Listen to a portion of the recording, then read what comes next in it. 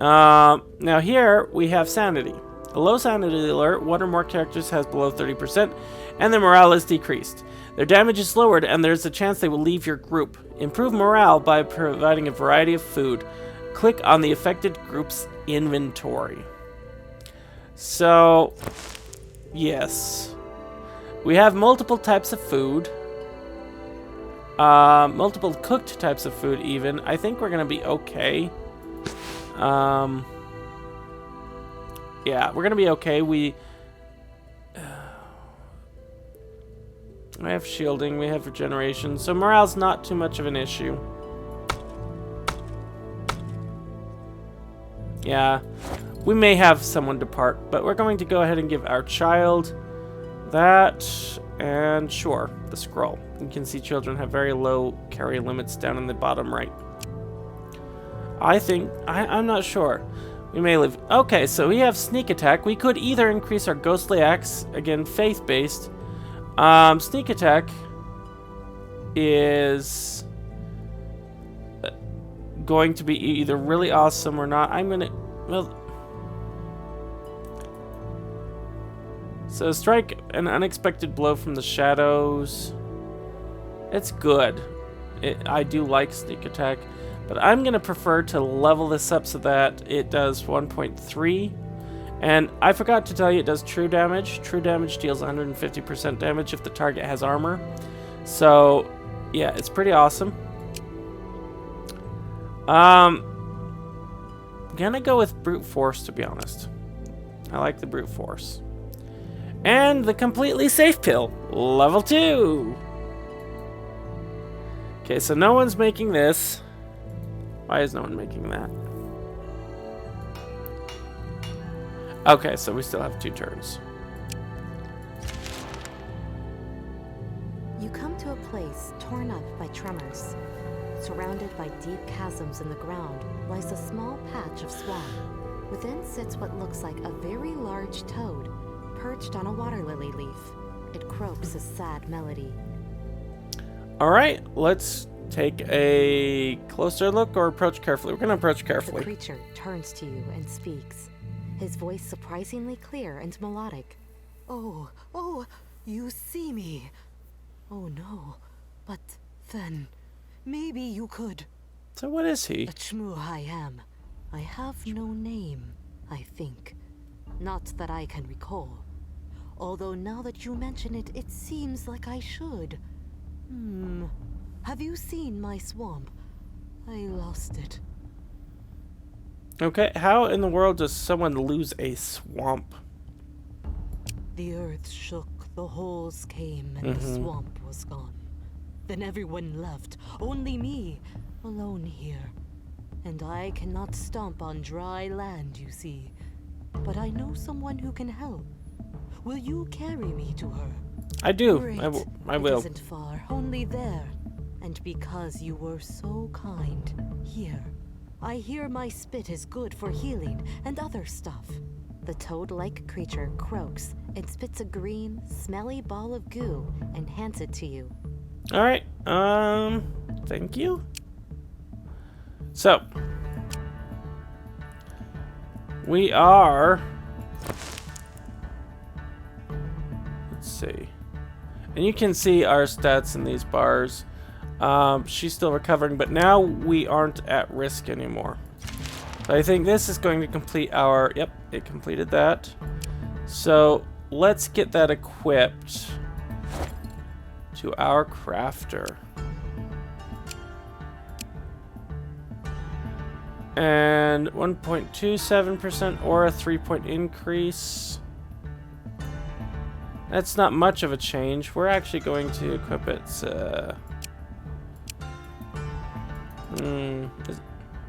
Oh well. That's a miscalculation on my part, but by equipping it to Bagswalawa, she can at least assist in crafting, or would there be someone else better at that? Not really. So I'm happy. And when we go here, we're going to see that she is automatically equipped to this crafting tool. Now that's taking just a little too long, so we're going to come back here. She's only providing a 22-point bonus there, but because of the added crafting, she's going to take off a full 2 turns on that. Weary from your travels, you come across a small hamlet, and you are invited to rest and eat with the family. They also offer their stables as a place to camp if you need to. Let's accept You their get a hospitality. warm meal and are invited to listen to folk tales from the old Baba. The children ask you many questions about the wider world, and you are somewhat relieved when it is time to sleep. So we rest. Woken by a distant tremor, you rise from the gravel and dust that surrounds you. Mere steps away from you, a deep gash has swallowed the farmhouse that gave you refuge the night before. Dust and debris are all that remains. And we're starting to figure out something very wrong in the world. We've heard about tremors before. Let's look for survivors. You search the debris for other survivors. There was a family of 6. The little girl gave you her doll to keep you safe at night.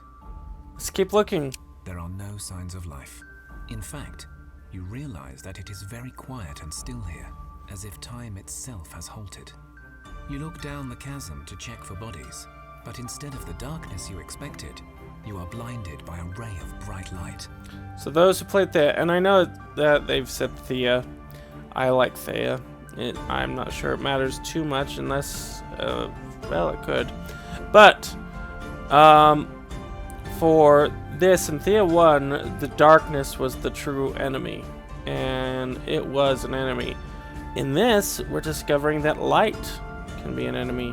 The light dims, and before you stands the family. Their bodies are twisted and broken from the shattering, but they seem unhindered by it. Their eyes white and focused, yet empty.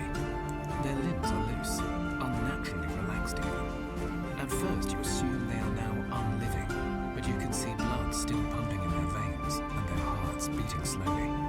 They walk away from you without a word, moving together in unnerving unison. So the options that you have here will vary. Harmony or light. Try to call out for them. So if we were either the harmony domain or the light domain, there's no other way to get that. Nature or intellect, which we are. Stay vigilant, and I'm gonna go and Whatever lean these for people that. have become, they are overfilled with the energy of light and harmony. This stifling, unnatural concentration of force is an abomination against both nature and intellect. Ooh. So this may be where we'll end, and I'm going to end it when our chosen dies, or when we survive, or when we sustain too many party members. This is a level 4 threat that I could easily avoid. But let's go ahead, and I'll begin this. I'm going to, of course, use my first strike ability. 51, and he's going to deal 16 damage. So our hunter... I want to take a look at just a couple of things.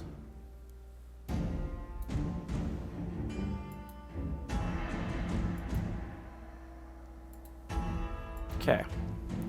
Our hunter is going to... Well, you have armor. And that would be a 9, so... True damage, I'll do extra damage, and that's a lot of damage. Okay. And then we're going to have our warrior.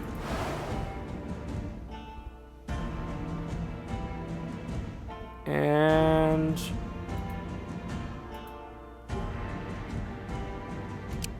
if we do this, our warrior will actually be faster, and the headbutt will delay this so that we might be faster there.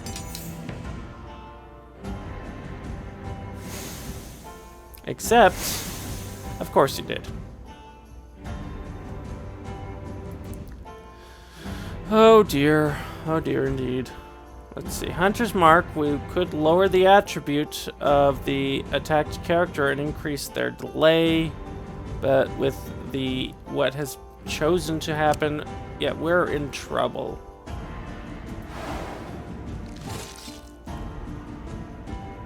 We're in a serious amount of trouble.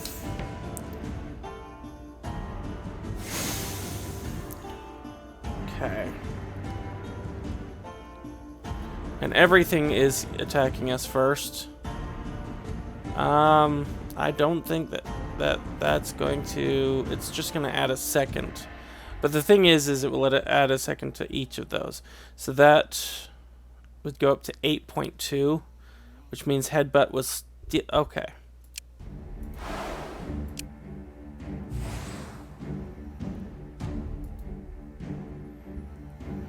And I don't feel that that's justified. We're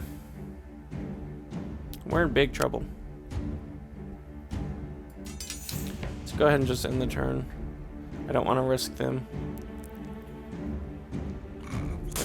Yep, that went through. Okay, 10.2. Ouch. And so I'm happy doing that. 17.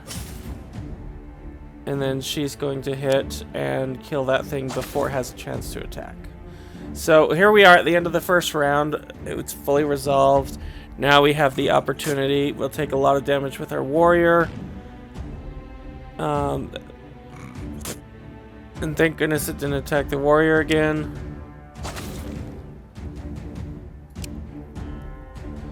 And so it is still alive. I think we're going to be okay. We're going to be okay because of first strike.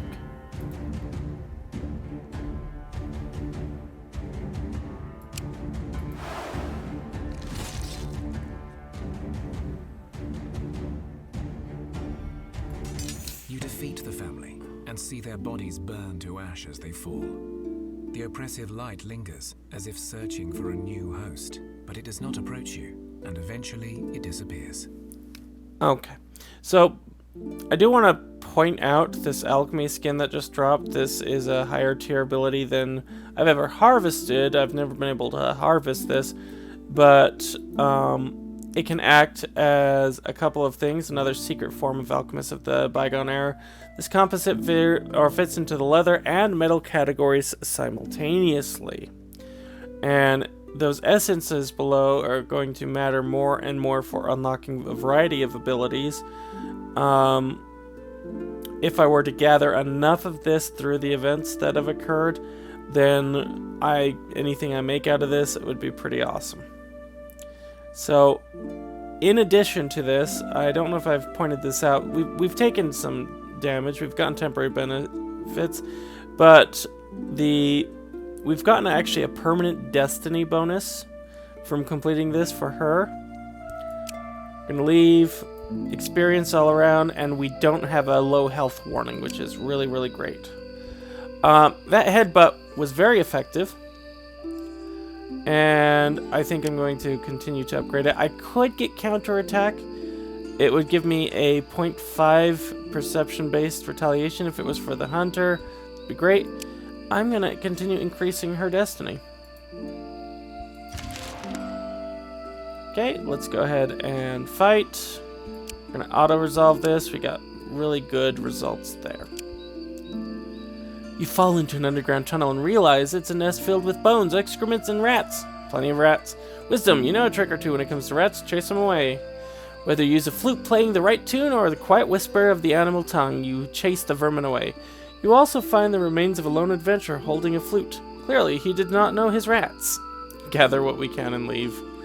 Oh, we got a Masterwork sword. I'll have to reevaluate what we have equipped. Enchanted leather. We got this.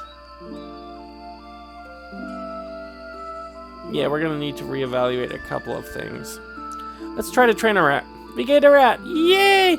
This is actually really, really good. Rats themselves are not strong. They're not capable. They can't wear most equipment. They can strangely wear armor. But it'll unlock beast abilities. So our child got a level up. And you know what? An int boost would be heavenly right now. But I'm going to go mysticism in hopes that we unlock magic. Okay, so we're getting more mouths to feed. That's not concerning, all things considered. Let's go to our equipment. Now, here This is purely off of Destiny attack. We can do better. She has a higher wisdom, so at least that would be okay. Yeah, it's not ideal. We really want to be looking at crafting more items. Now, she, however, has a really awesome Destiny attack at this point. So we're going to go ahead and do that. Okay, now here's where we're going to reevaluate.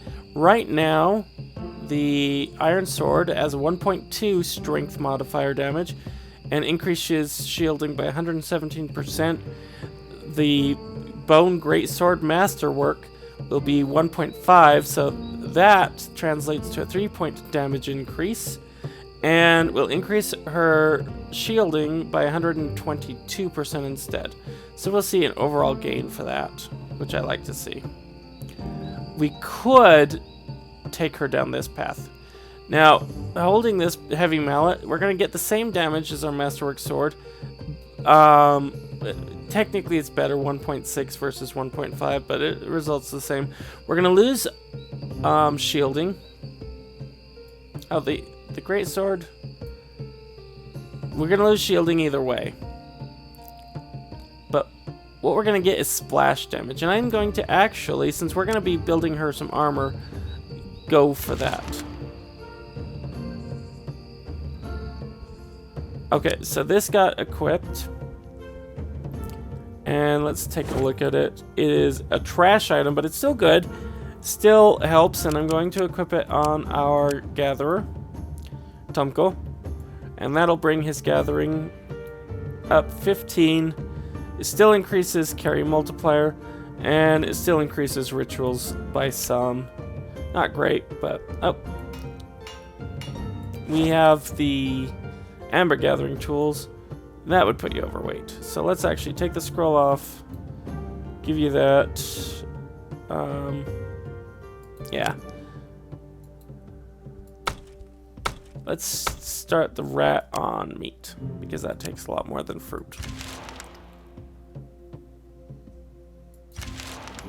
And normally I'm all over the place, but that's usually because I have a smaller party that needs to level up faster. Having such a great starting area has really, really helped. Also, playing where I actually have to talk out what I'm doing kind of makes me think about my actions a little bit more. As the sun rises high, you feel its gentle warmth on your skin and rejoice at the growing strength of the light over darkness. But as you do so, you begin to feel uneasy. The warmth becomes ever more constant. Oh. The air stale and oppressive. So let's actually take a look at light or harmony this time. As you observe the world around you, you soon see that the sun's rays are full of odd creatures. These light wisps are trying to attach themselves to you with their tentacles, and you sense their attempt to burn through your body and spirit. Your domain shields you somewhat, but then you also feel the call of this warmth, so sweet and promising. And we've already seen what this light does to various people. The light comes from the earth, the darkness comes from above. And that's something that we've taken notice. Let's go ahead and use the connection to our domain to resist spiritually. Now, I think this is our first spiritual battle. And you'll see that these are basically the same. Thanks to our Ghost Axe, we have a fairly decent 17 true armor hit. And as always, I'm going to end my turn. Okay. And so we will go ahead and do that. Now, this is not combat. We do not have first strike with that. And so, is there anyone who can soak up a lot of shielding with this? Because this is a we don't really have to worry about taking damage. I wish I had boar. We'd be able to summon a boar. And they would take all the damage, but that would only be for battle anyways. I do 4. Let's go ahead and sure. We'll have our rat brute force to defend. And then we'll go ahead and end our turn. Now that does 14 damage. We absolutely need to focus on that.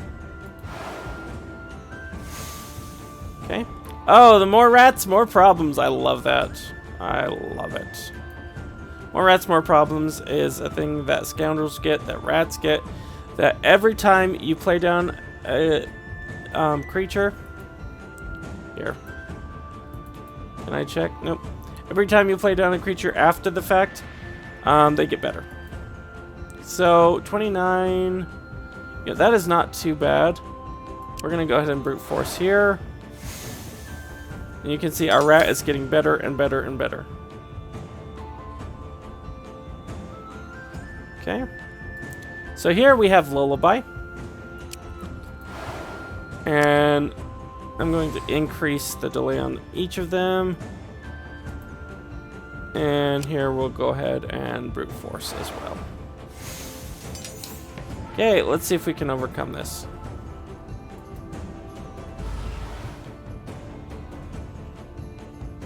Can I... Okay. So I'm actually very glad. See, I did extra damage because they had shielding. So we have Ghostly Axe again. We want to deal with this guy who can do 14 poison damage. Yeah, Ghostly Axe, since we didn't have any spiritual attackers, has been very helpful. Strong, and the creature's attempts are futile. Seeing their failure, the wisps flicker away towards the sun and disappear. You see burnt carcasses of bugs and small critters around you, but you also spot a small pack of oddly paired beings moving away in unison, as if trying to follow the wisps. Okay, so more to the story. I think once we're done with our crafting of this armor, there's a good chance that it's going to end up terrible. But we'll still put it on our warrior, because that's better than what she has equipped. A group of elderly humans approaches you. Invite them to join us. Oh, thank you. It's good to see some common courtesy in this troubled world. I am Professor Wilkelove, and these are my colleagues. We are scholars, you see. If you let us stay with you a while and feed us, we will teach you a thing or two. Now, elves are great to have for this encounter. I'm going to just tell you, elves are great. Get an elf, do this encounter. But for the moment, let's agree. So we lose all this food. Our rat gains an int. But perhaps more importantly, actually definitely more importantly, our crafter gains... I really should rename these characters to things I can pronounce. A permanent boost to crafting. So it's great. We get our rewards. We're going to keep on. Ending our turn. Alright. So it's not a trash item, which is great. We are going to gain a 37 shielding. That is much better than our shield could have done. Going back over here, our healer needs to be protected, and I'm going to increase her shielding by 6.8. And that, so we have a 13 physical shielding. Not what we want to see there. Your perception is good. We should reasonably get you something that reflects that, but not now. Not now. Okay, so we have a few things. I think it's time that we explore the world properly. So we have these ruins, and we have something based on being a hunter or perception. You come across the ruins of a town. It was torn asunder by shattering, clearly. But more than that, there's an odd light beaming from the gash. Hunter or perception. Let's search the place carefully. You find tracks of people all going in one direction, away from this place. But their prints are odd, as if they were made in unison, like an army. You see children, folk with injuries, and even dogs following the same pattern. Let's follow these tracks or search this place. I'm going to follow the tracks. You follow the tracks and find a group of folk, their eyes empty of light, their limbs slacking yet not slow. They stare at you and walk away, but a group of light wisps shoots your way. Now, based on how they're describing the movement of these, it's like the light is just completely controlling them, puppeteering them, just using them as a physical manifestation. But let's go ahead and defend ourselves. It's only one Svietelko, and we're going to auto-resolve. So we got some good resources, we got a spiritual blessing, We defeat them and find no trace of others. We're going to go ahead and leave. Got some decent research and experience. Now, I'm going to go ahead. Let's go ahead and do this. Remember, we were set on this quest very, very early. This is really the quest designed to teach us how to do the events. So here we go. Theodore's abandoned house. It is nestled amongst some trees and looks rather old. All right, let's do a... Inside, the place is surprisingly lived in and well taken care of. There is even a fireplace. You hear an old woman's voice croak at you. Well, well, well, dinner guests. How splendid. Do come and stay forever. All right, we'll try to leave. There is no way out. The doors are gone. You will have to face this hag to escape. All right, and so this is really the first quest, if you go straight for it, that has a ton of options based on what you choose. Right now, we only have intelligence. If we had a magic user, that'd be different. A variety of things happen. We're going to use our mind to get out of this pickle, rather than trying to convince her to let us go, because that could drain her sanity. That's what I was talking about, where you have a solid color versus kind of a faded color. We're going to do intelligence, and I understand it's a yellow border with just a black-gray input, but we're going to use our intelligence, use our mind to get out of this pickle, auto-resolve, except... You are smart. I won't eat you. In fact, here is a small gift before I go, Chosen. A package is left for you, and the hut changes back into an old, decrepit building. So we get herbs. Herbs are really, really great for restoring your sanity. They're extremely useful. Theodore appears. Well done indeed. As Chosen, it is your job to stay alive. You must either dominate the lands or solve the Shattering's mystery, or else all is lost. And for that, you must live. I shall be back soon to give you a final task. He disappears. Okay. So let's go ahead and leave. Alright, now we have our crafter. We can level up in Master Craftsman, and that's exactly what we're going to do. Now, you'll remember the person in the cave that sent a bear and a snake to us and then disappeared without a trace. We're going to go talk to them. First, though, we have increasingly more difficult creatures. That's becoming more and more clear. We could intimidate them or fight them. I'm actually going to intimidate them. And we gain, an amber crossbow. Now remember, we needed another ranged weapon. Here's that axe, and you can see they weren't kidding when they said axes swing heavy and hard. Now we have a full 2-point bonus, and it swings at a 5 delay. That's much better than we have anything. But again, we'd be giving up area of attack. I'm actually kind of torn with our current group composition. Whether I want to do that, because this combined with First Strike is really amazing, and I normally don't like axes. Alright, so he had a great perception, and he actually becomes very, very useful in combat if we give him the crossbow. Because that's going to do 10 damage flat.